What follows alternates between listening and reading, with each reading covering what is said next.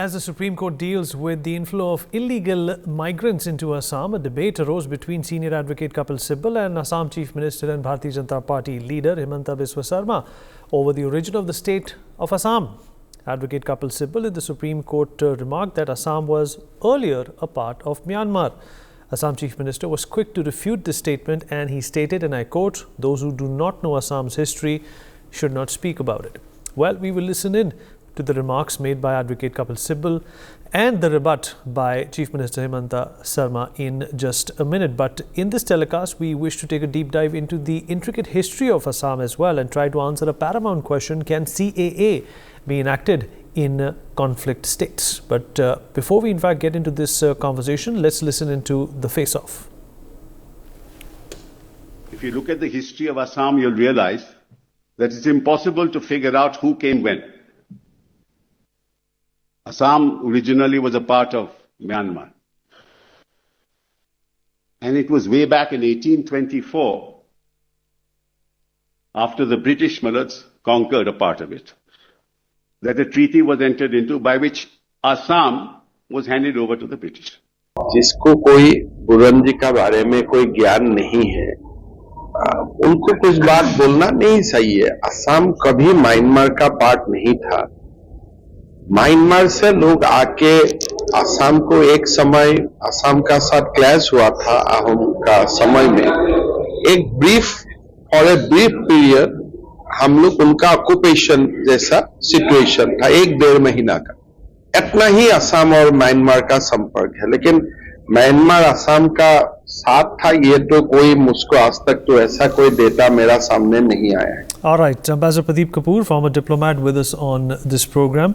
Mr. Sandeep Chandra, political analyst, also joins us on the show. Advocate KV Dhananjay, senior lawyer of the Supreme Court, a constitutional expert, also joins us on the program. Last but not the least, Major Muhammad Ali Shah, defense expert, also joining us on the show.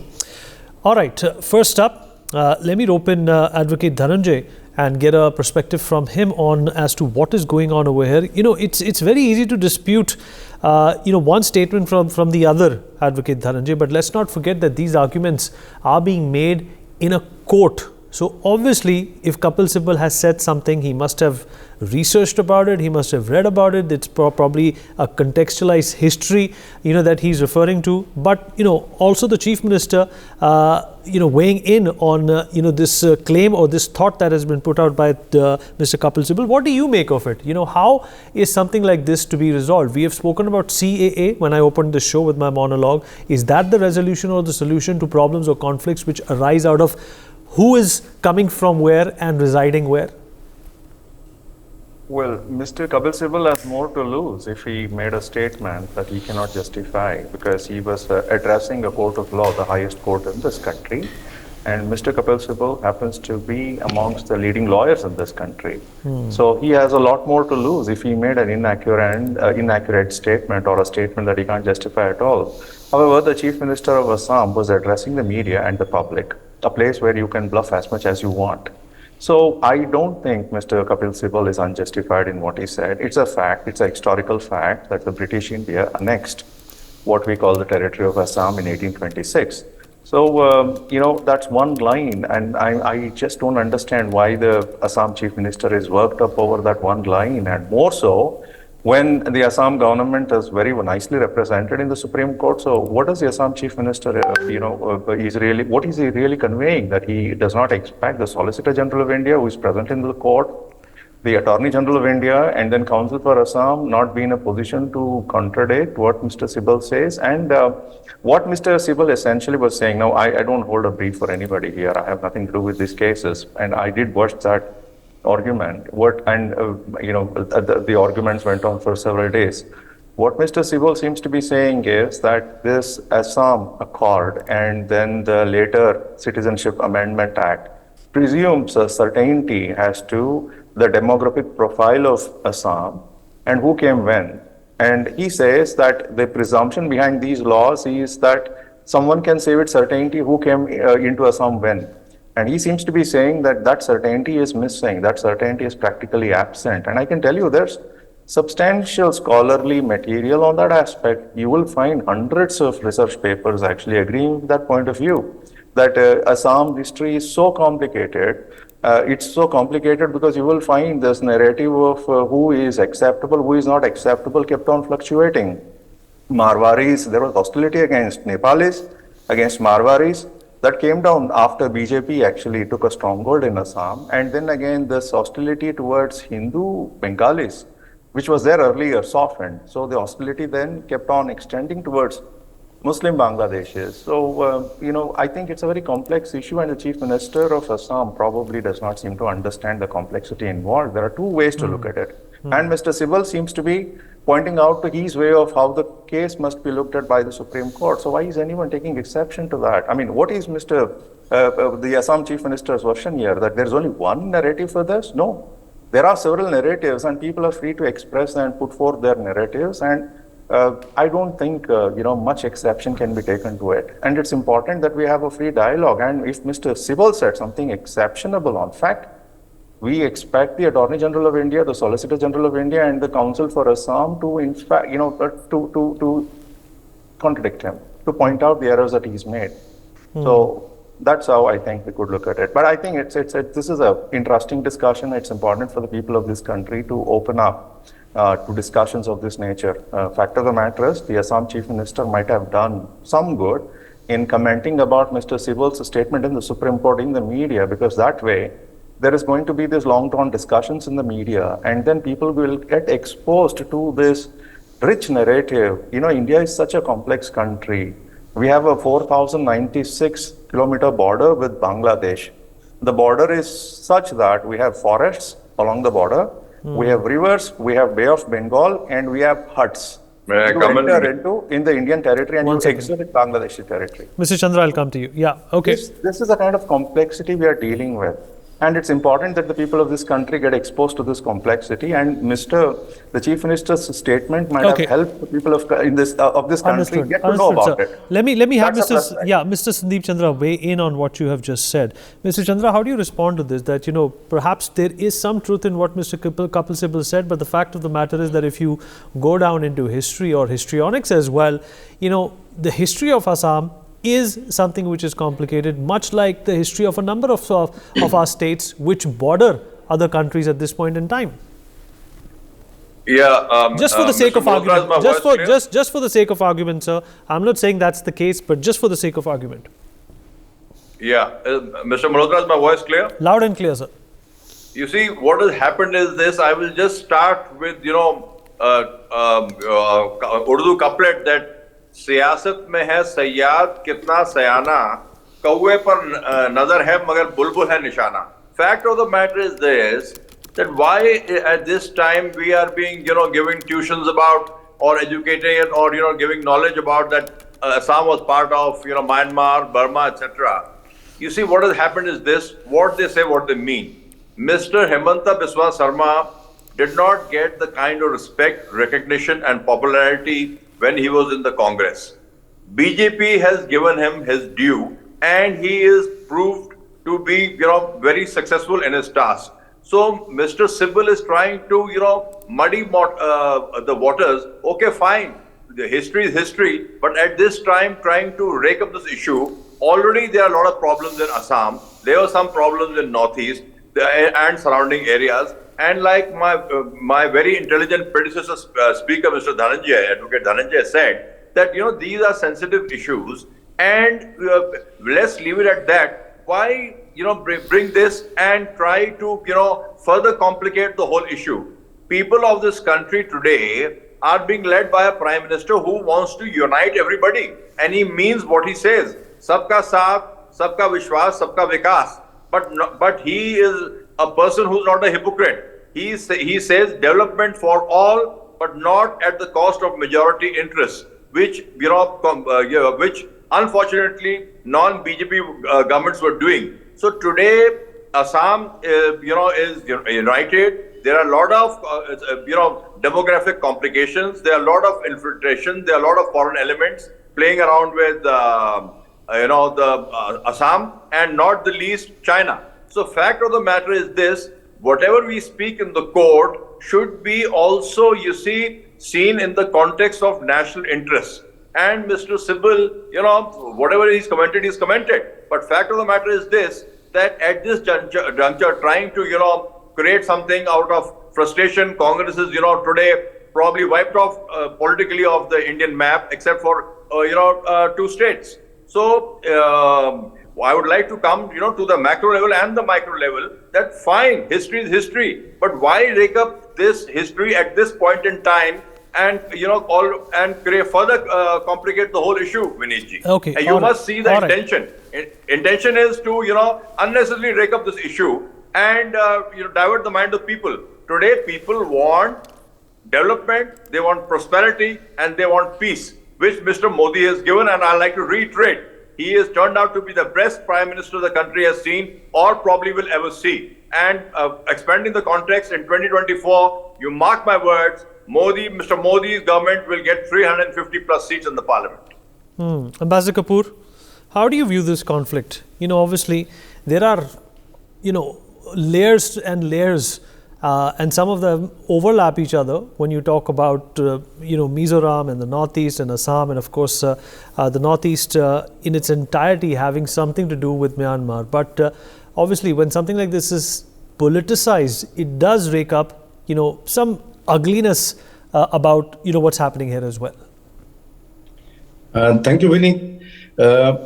It is a very important discussion because, we are talking about the Citizenship Amendment Act, the National Register for Citizens, etc., and the opposition to that. Now, currently, we have to understand where we are and where we are going in the future, and how do we get there. Now, the past has always been very complicated. History always evolves. Borders are very fluid. Things have been moving from one side to the other. Populations move from one country to another. Now, what is the relevance of saying that Assam was part of Myanmar at this juncture is what I don't understand, firstly. Secondly, I've tried to do a lot of research myself, and I've not seen anywhere where it says that Assam was a part of Myanmar. There may have been some parts of both countries overlapping with each other. The Kamarupa kingdom was there, the Ahom dynasty was there. Now, even when I was studying for the IAS exams, I had taken the subject of the history of India because having been an engineer from IIT, there were not sufficient capacity at the UPSC at that time to take engineering subjects and pass the exams. Now, the history of India, which we were prescribed, and the textbooks which were recommended were those written by leftist historians or Islamic historians like Romila Thapar and Irfan Habib. And at that stage, as prescribed history and literature, we took them almost as if they are gospel truth. It was only later we realized that how much of a one-sided version of history they had portrayed. And the genocides of the Hindus were absolutely obliterated or not focused upon. It was totally one-sided.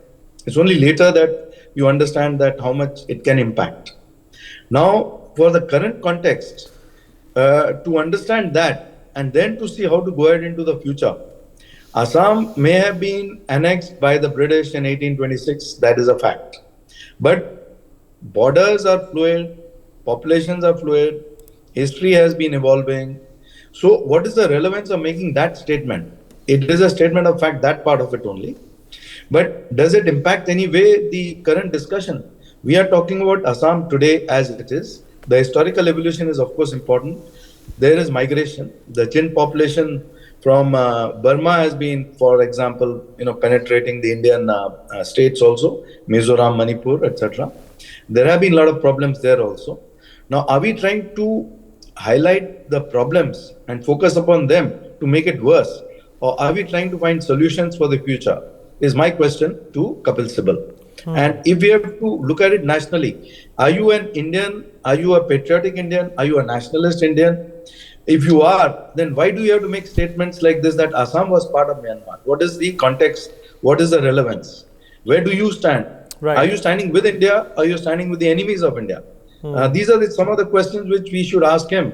Sure, sir. And then see what are the solutions, what is the way ahead, what is the future. May I come in? Thank you. Yeah, just let me also rope in Major Mohammad Ali Shah. Ali is somebody who understands the geography, the topography, And the demography of Northeast as well. Ali, you've been very much connected, with the roots of Northeast as well. As far as I know, you've done your schooling also from certain parts of the Northeast. And I was scrolling through your social media. You were part of a memorial lecture also, in which DG Assam Rifles was also present. So, just trying to put a context to, what Ali is about to say and how, it stands out in terms of, his connection with the Northeast. How do you see this argument which is taking place between, the Chief Minister of Assam and, a lawyer like Kapil Sibal? Thank you, Vineet, firstly for inviting me for this very pertinent show of yours with such an eminent panel. In fact, I had to be a part of this panel at any cost. Now, the very fact is, thank you very much for this wonderful introduction. In fact, this is the Assam Rifles tie which was gifted to me yesterday at the Major Bob Karthik Memorial Lecture. Now, the very fact is, I had never heard of Assam ever being part of Myanmar ever in my life, whereas I thought I knew fairly about Northeast India, but this was news to me. I knew for a fact that Manipur was disintegrated from Assam in 1972, when the first Chief Minister of Manipur that time was Muhammad Ali Muddin, who was a Bengal. That's a Meitei Muslim.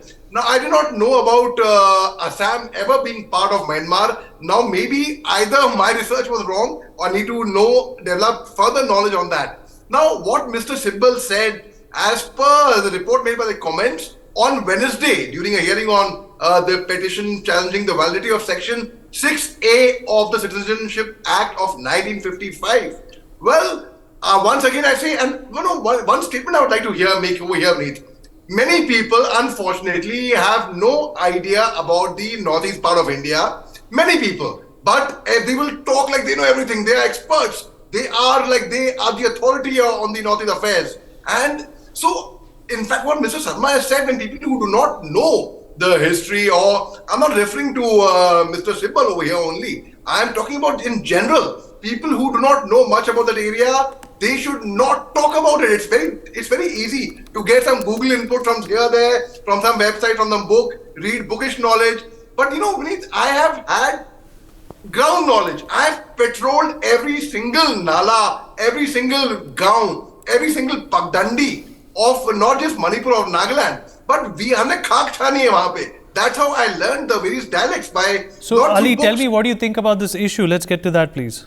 Right. So this issue is, I think, firstly, I was never aware of the fact that Assam was a part of Myanmar. Firstly, I would debunk that theory over here because the entire 3,000 years history has been documented. It's very much there. Now, that's what I'm saying. I'm saying I am not aware of it. And I don't know when Assam was a part of Myanmar. Now we have to side with India. In fact, everybody, be it Cookies, be it the Meiteis, be it the Nagas, they're all patriotic. And I personally feel it'll be unfair to say that, oh, so-and-so is an outsider. Nobody's an outsider over here. We are all Indian and we are all proud to be Indians. United we stand, divided we fall. So the very fact is, my advice to a lot of people outside externally who have, people for people in Northeast India is just beyond Guwahati. Beyond Guwahati doesn't exist for them. Unfortunately, for many people, they do not know on map where Manipur would be, where Nagaland would be, where Mizoram would be, where Tripura would be. Many people do not know that. They will go through Google and they will speak. So I am okay. Now coming back to the theory where Finish, quickly finish, then we get Mr. Chandra. Right. So, one of our panelists, I think Dhananjay ji said that, Mr. Biswa, Mr. Sarma was addressing the public, the media, where you can bluff or you can fool people, and Mr. Sibal said that in court. Well, I do not think you can. I think the public is very smart. You cannot bluff anyone, anywhere nowadays. You can fool some people sometimes, you can fool all the people sometimes, you can fool some people all the time, but you definitely cannot fool all the people all the time. Okay. So my advice. All right. Okay. Mr. Sandeep Chandra, come in now, so we've also run out of time. Yeah, Vineet ji, I am reminded of a couplet. हमको तो अपनों ही ने मारा, गैरों में कहाँ दम था, मेरी कश्ती वहाँ डूबी जहाँ पानी कम था. Fact of the matter is this: what is the relevance of going on breaking up this? And I would like to request Congress and other opposition parties with folded hands, please don't muddy the waters. Please don't put obstacles in the path of Mr. Modi.